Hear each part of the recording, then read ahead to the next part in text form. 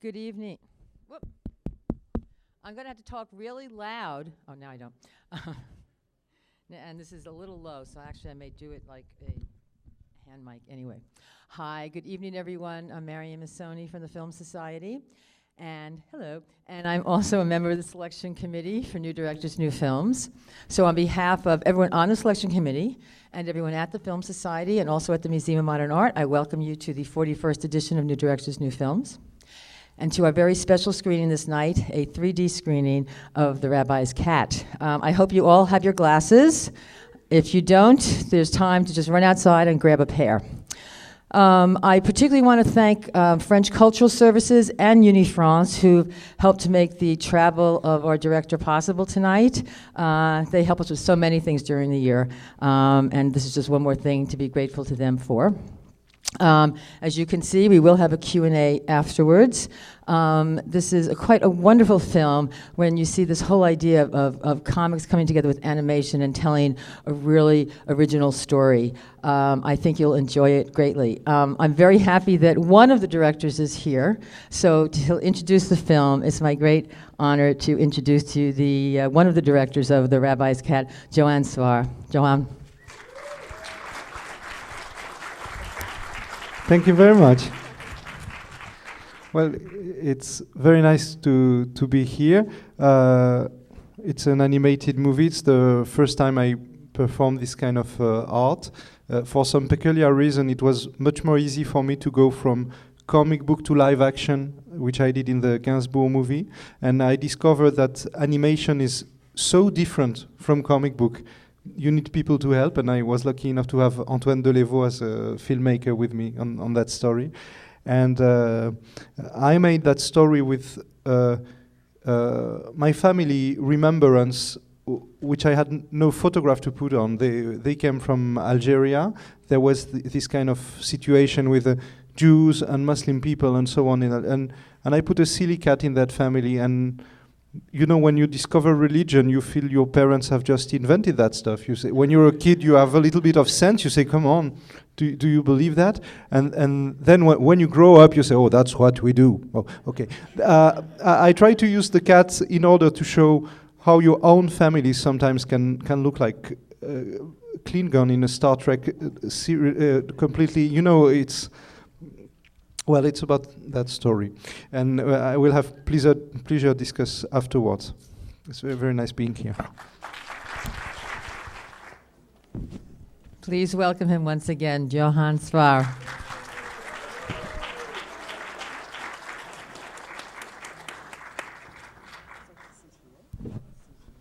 Thank you. Don't forget to give your glasses back outside. We'll have to remember this up here as well. I'm going to ask. I'll start with a question, and then we'll throw it out to the audience. This is based on your stories or your cartoons, and you said that these religious stories you got from your parents, you thought were their stories. How much did you make up all these stories? Are these stories told by your parents? Okay, there's a context. I never went to Algeria, and my daddy and my grandmother, they always related to that country. They talk about this all the time, and I had no picture to put on that.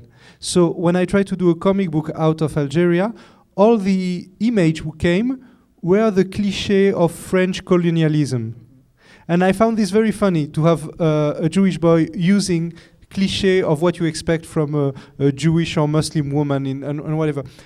And then I consider it does not have to be only about Jewish people. It has to be about the relationship of France toward Africa. And this silly story of an old Jewish guy and an old Arab going to invade Africa, it was meaningful in my perception. And because all those populations are in France today.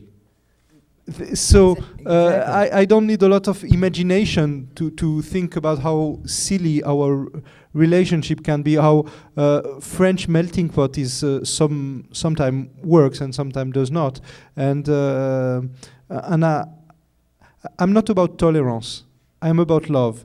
I feel tolerance is about you have to respect me, you have to accept who I am. It never works.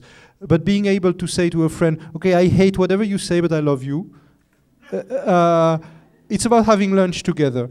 It's about having lunch together, and when you hear something mean about your friend, it's not about right or wrong. It's about he would be sad to hear that.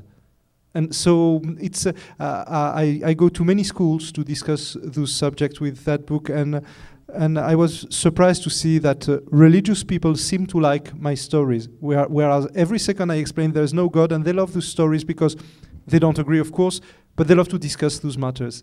And I don't know, I never managed to offend anyone with my story, and I regret that, but it's how it works. I don't know, maybe we can find somebody who's offended, we can have a discussion. I don't know, let's see. Yes? Two questions.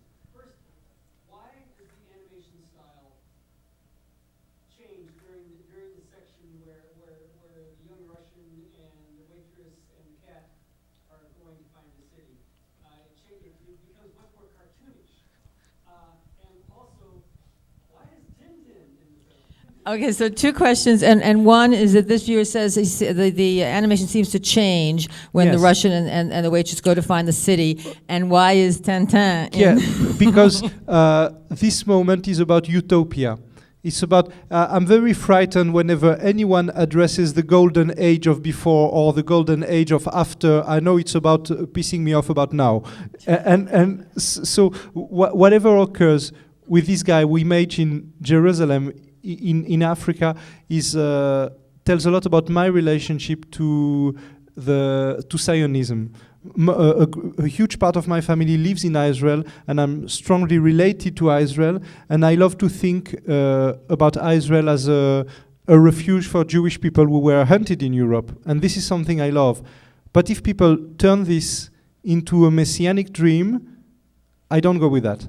I love the idea of we've been creating Israel because we had nowhere else to go. It's a beautiful idea, and my perception is even the Palestinian nationalism was born with Israel. It gave them good ideas to have a state. So, in a way, this is the Zionism I love. When it comes to biblical golden age, it gives me the creeps. It's about we can chop heads too. Okay, I know. And about Tintin, you know, my whole point was about racism and racism image and so on. And Tintin made so many jokes about black people and Jewish people. I feel allowed to make some joke about him. But I love Tintin. I'm a huge fan of Tintin, and we don't have to make bad trials to that comic book because all the racist clichés which are in Tintin belong to the 30s. The author was not more racist than other people in those times. He's a pure reflect of what French people and Belgian people thought about Africa, about Jewish people, and about other people in those times. And I feel it. I try not to be aggressive about that. I try to make jokes. I never want people to feel guilty. I never say to someone, what you say is mean or what. No, it's just, okay, this is funny. And yeah, and you're right, because it's all from the colonialism and what everyone thought of the time, and not just who wrote Tintin. Yes? A couple of very brief questions. Number one, how well has the film been released in France, and how well did it do? Number two, will it come to, do you have a distributor in the United States? And those are my questions. Okay. Thank The you. first question is, has it been released in France, and what has the reaction been? Oh, it has been. The comic book was quite huge for some years, so it eased the process. We had 500,000 viewers in France, and it was a big release for 2D animation, for like classical animation, and I hope it will be sold in the United States. But my previous movie, The Gainsbourg, was just released 4 months ago in the States. In a way, I follow the DSK case. When he was taken in the Sofitel, I was here for the opening of Gainsbourg, and he's coming back tomorrow, and I'm here. And I have to claim my innocence in that matter. I never met that person. I think we're going to have to do something about that, yes.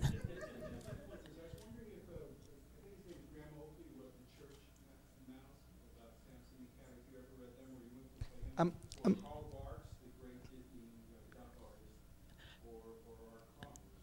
Well, so this is a you question have if to you- formulate this again because I just got Karl Barks and Robert Crumb. Yeah, who and was the first one, the second?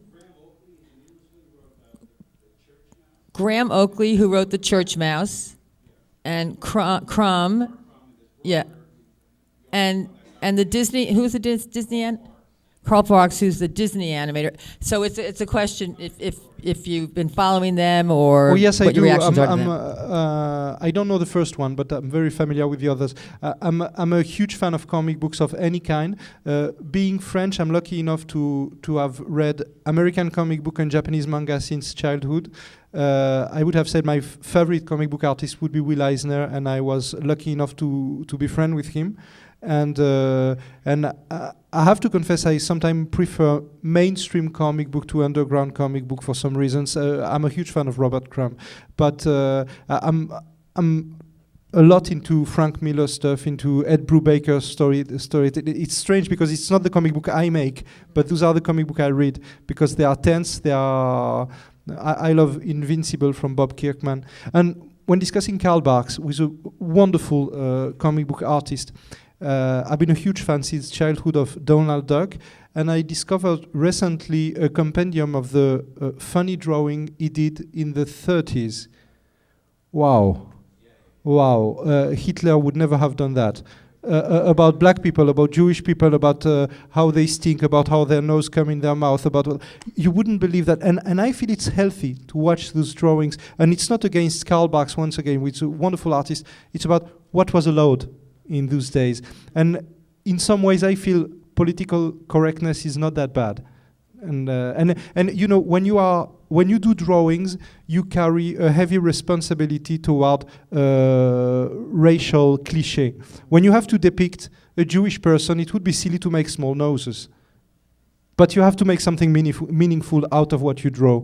And you always, when you address such sensible subject, you have to be very mean, you have to hit very hard, but you have to hit yourself first. Mm-hmm. And it's something I try to do, and I know I don't succeed all the time, but I try not to become soft on those matters. Yes. Yes. I love the film. I really had no idea. I didn't know it was 3D or anything, but... It's for attracting the kids. And some of the grown-ups too. Okay, do you know The Simpsons? Yes, I do. Okay, because my husband and I are big fans. I mean, So it reminds me, because The Simpsons deal with serious issues, but they make fun of everything. So I kind of feel you have the same philosophy. do you? Yeah. So I guess your question is: do you feel you have the same sort of philosophy? Is it Matt Groening who does The Simpsons? Oh, I'm a huge fan, and I love The Simpsons. What I love a little less is my boy thinks I look like Homer Simpson, which is embarrassing. Because I love to eat and I'm always in underpants and in front of the TV. But I feel the magic of drawing is when people like Earl C. Segar would eat Popeye, when Matt Groening from The Simpsons, when Charles Schulz in The Peanuts, when he draws something, the world changes. You shall not see this object the same way. It's funny how drawing survive. You know, when photography started to exist a long time ago, people thought it's finished with drawing. Well, it's not finished with drawing. Right. No, absolutely. Now we have to survive CGI. Yes.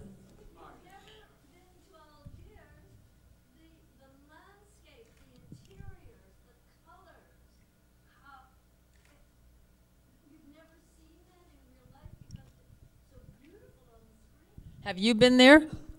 Okay, so well, that's very interesting. So this viewer thinks it is so beautiful. Yeah, the only mistake is a real rabbi would never been rich enough to have such a big house. This is a mix between Algiers and Las Vegas. And but my grandmother always say a Jewish person should not be a rabbi because the pay is too low. I have a story about that. 1 week ago, the movie was shown in the biggest prison in France, Fleury-Mérogis, and there were many Muslim boys there, many young people, and they loved the movie. And there was the chief of Muslim Brotherhood in France, and he came to see my publisher after the show, and the guy was like that, he had the creeps, and the guy revered the movie. He said, "Oh, this is so nice. I never saw Alger depicted in such a nice way." And maybe there is a lesson in that. When it comes to Muslim and Jews, when it comes to North Africa, people always go with realism. Let's take a camera on the shoulder, let's show how things are harder. This is wonderful. But my perception is, I'm not sure if it's as useless as utopia, fairy tales, dream, not because I am naive, but because I feel storytelling goes this way. Show beautiful picture, show something that will create something sweet, and then start to eat, and then we discuss. But discussing before eating, it's never good. Well, I know we can speak. I don't need to eat now. well, but it's interesting, and as you say, you're drawing things. You are creating them from nothing, so that you can make it beautiful. You can make it ugly. You can change it at any time. We use heavy documentation. We use a lot of photography on comic book, but then we do interpretation out of them. Yes, all the way in the back. Yes, I love this movie, and I also love Gainsborough. So, 2 questions. Do you prefer directing live action or animation? And what's next in the future? Do you prefer live action or animation in the films that you make? Having made, well, there's a bit of animation in the first one, also. And what's next? Okay, let's say the truth. I love to make comic books, and the biggest pleasure in life for me come from live action, especially when I can shoot Laetitia Casta dressed as Brigitte Bardot, meaning naked, and those are the best moments of my life. And I have to confess, when it comes to animation, I love the result. The process is very painful, not because of the animators, they are wonderful persons, but when you do comic book, you draw 4 pages a day, and when it comes to that movie, it's 1 second a day. So there is a whole part of the crew who is about taking care of my impatience and misbehavior. So what's next? I'm making CGI animated movie, which is called Little Vampire, and my producer is John Carls, who just did the Rango movie. So I hope we'll have Johnny Depp. No, this is no. It's not question of casting. It's just someone. And I am making a live-action movie for France. About a guy who wants to be the best philosopher in France. It occurs in 18th century. The issue is he owns many slaves, but he does not want to sell them because he would have less money, and if you have no money, you cannot think properly. So he thinks it would be nice to write a book against slavery, in order that one day in the future, maybe those horrors will stop. And it's about how French people, think a lot or never act, and maybe there never was anything as useless as a French philosopher. And this is, it's funny for you because it's not your country, but it's such a burden, when I was young, it was easy because intelligent people were left-winged and silly people were right-winged. Well, no, everybody's silly, and especially some left-wing people in France turned to a kind of cerebral paralysis with something with about right and wrong, and above all, never thinking. And it's about that, maybe. We have our own things to make fun of ourselves about. I can do French bashing, I'm allowed. Do talk a little bit about this whole process of animating your stories, because as you say, when you're doing a comic, you're doing it, but now you have to work with many other people who help turn your stories to the page. Can you talk a bit about that process? Yeah, I think I'm very lucky because I do drawings. Comic books is useless for cinema, but drawings are very useful because when you come to technicians who do either a DOP or someone for production design, when you do a watercolor, it's not like I give an order. It's like we start to discuss. and it's the beginning of a dialectic process. And French technician of cinema are extremely talented person, but you cannot win through your big balls with them. You have to say, would you be able to do such a wonderful thing? If you start a fight with them, you lose. But if it's about, are you talented enough to do that? and then if I give a drawing, there's an answer. And I have to confess, for actress, and I heard there are actors also, but for actresses, it's kind of the same. I never say, let's sit down and let's say the text. No, it's like we go for wardrobe, we pretend we are trying wardrobe. Oh, let's say some lines. What would you say? And she doesn't know she's working. It's like my daughter, you know, if video games is on, there's a way to tell her something. I'm about tricking people all the time. We can see that, yes, right here. The pastel drawings, are they yours at the end Yes, credits? it's the way we structure the character. Before making animation, we do a live action performance with actors who are dressed and made up. We have been shooting them for 3 weeks. And then we do live action drawing with all the crew, and I force the animator to do live action drawing also. And then we build the characters. And yes, it's how we structure the character. So this must take an incredibly long time for the whole process of doing that, of doing the live action and the drawings and then the animating. Yes, and you know, when you do live action, you have the same crew for the whole movie, and in animation everybody leaves every 3 weeks, so your crew change because French animators are very good, so they are always hired by either Disney or Pixar or DreamWorks, so they come to me when they have some unemployment issue, and so I have to deal with people who come from SpongeBob SquarePants, from Batman, and from Despicable Me, and they have to adapt my style.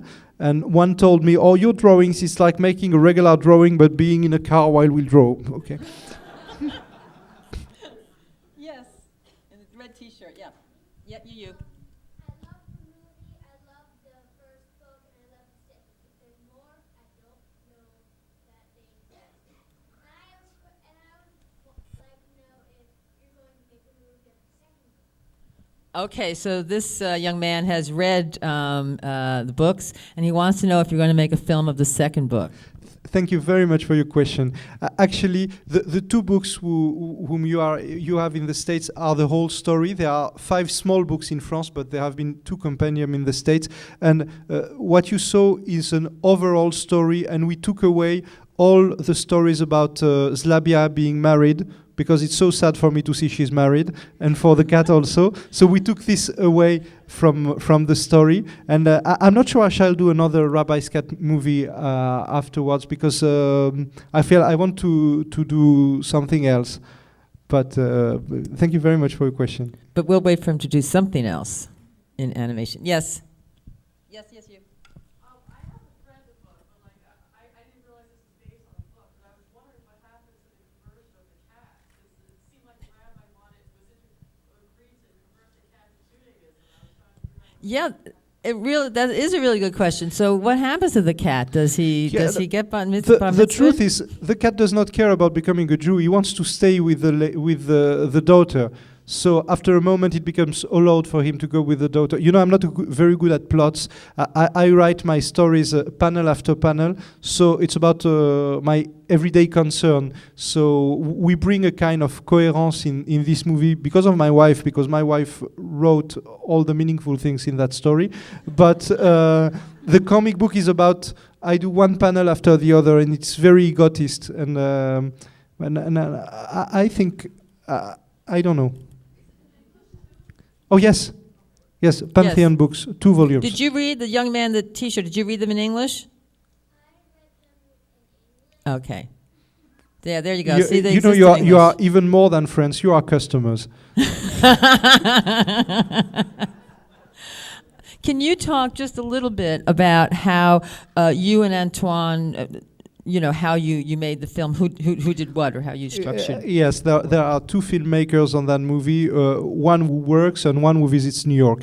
And So Antoine Delévaux owned an animation company 5 or 6 years before we met, and he taught me what it is to have a crew in animation. And basically, I spoke to Antoine, and he spoke to the animators. And every time I felt I could speak directly to the animators, there was a quarrel. And so without him, there is no movie. And he wanted to make a movie out of that story. I was very reluctant because the comic book works, and I don't like the process of adaptation, and I hate to rewrite. And if there had not been an Antoine, there would haven't been any movie about that. Yeah, to move it and get it. Any? Yes. Will you do another comic of the Rabbi's Cat? Or Yeah, we're going to do any more of the Rabbi's Cat in the comics. Not yet. I've been harming Jews for the past 10 years. I'm going to harm French people now. So my point about the philosopher and the slaves is something I don't want to let go. There is something very peculiar about slavery in France. Is no one knows anything about that. Yeah, I was a little surprised to hear you say that. Because there was no such thing as a company. You know, there's a huge difference between British people and French people. British people have had slaves, and it was not a moral issue for them, and it was for money. French people always had moral issue with slavery, and they had as many slaves as the British. But they needed to make something out of it. And when you go to a bookstore in France, there are so many books about colonialism, so many books about Second World War, and very few books about slavery. And there is one thing, the editor of my movie comes from Martinique, so she's the granddaughter of former slaves. And she told me, you know what? Because white people hate to hear about slavery, and colored people also hate to hear about slavery. So I say, okay, this is a subject. And I love the idea of working about something I don't know. And I knew nothing about that. And everything I read looks like a fiction. You know, when people talk about abolition, there are persons who say, from a moral point of view, you're going to create unemployment in France. You know, when you see the whole stuff is something you cannot imagine what it was, and it's something I like to dig into. So I will leave Jewish people in peace for some moment. I thought I saw somebody else. Can you talk about the fabulous music in the film? It is. It is. Great. We've taken together two music bands I love. First of all is Enrico Macias, who is a very famous French Jewish Algerian singer, with his whole musician who come from Algeria. And we had the Amsterdam Klezmer Band, who is, in my perception, the best klezmer band in the world. Sorry for the others. And we've had the whole of them for 15 days in a studio, and we've been recording like 15 hours of music, and then we used what we preferred for this. And they are extremely talented people. The Amsterdam Klezmer Band, they say, we give klezmer a street credibility, and I love that. I thought, yes. Yeah, we talked a little bit about that before. 4 years. 4 years. That 4 years continuously with everything. Continuously, but I did the Gainsbourg movie at the same moment. But the crew was at work. But it was never the same crew. Even the executive from the studio, they get fired all the time. So the guy who received the movie is the grandson of the one who bought it. You know. But they're never happy anyway. It took that long. Yes.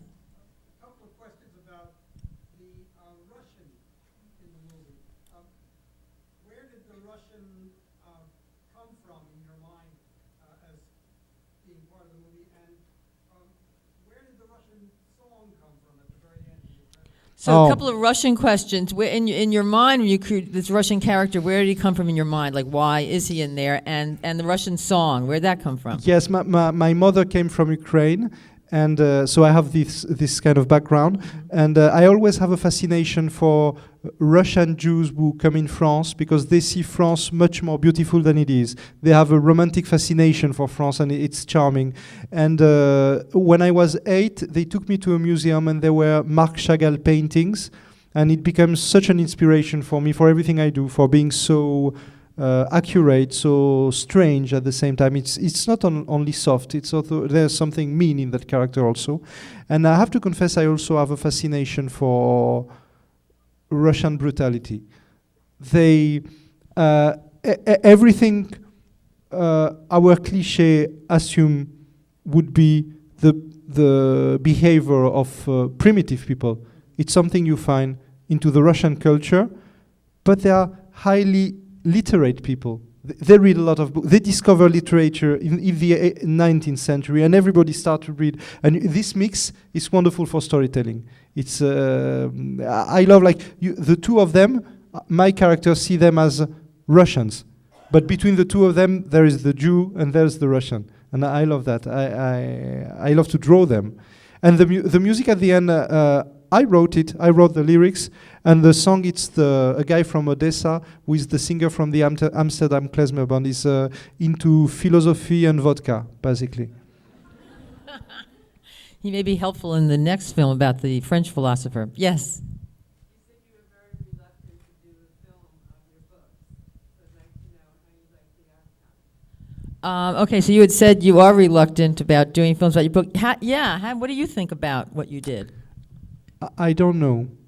I love to lurk in a theater and to hear people laugh. And you've been laughing a lot tonight, and I'm very happy with that. And there have been very few texts during the show, so I'm very happy about that. I have to confess, I prefer the comic book. Okay, let's be just completely honest. I feel I am not that talented at writing a movie script, but I want to learn. And I feel I'm very good at filming live action women. Because I'm a married man, I cannot put my hand on them, so I use the camera. So you feel the seminal energy. But for storytelling, and I'm still into comic book. I have to learn many things about cinema. I think maybe when I'll be older, I will feel that feature was charming. But I'm not sure I'm that happy. I don't know. I think we should quit while we're ahead. So, Joann, I want to thank you very much. I actually thought it was kind of a fabulous movie. Thought you did a great job. I think they do too. Thank you very much. Thank you.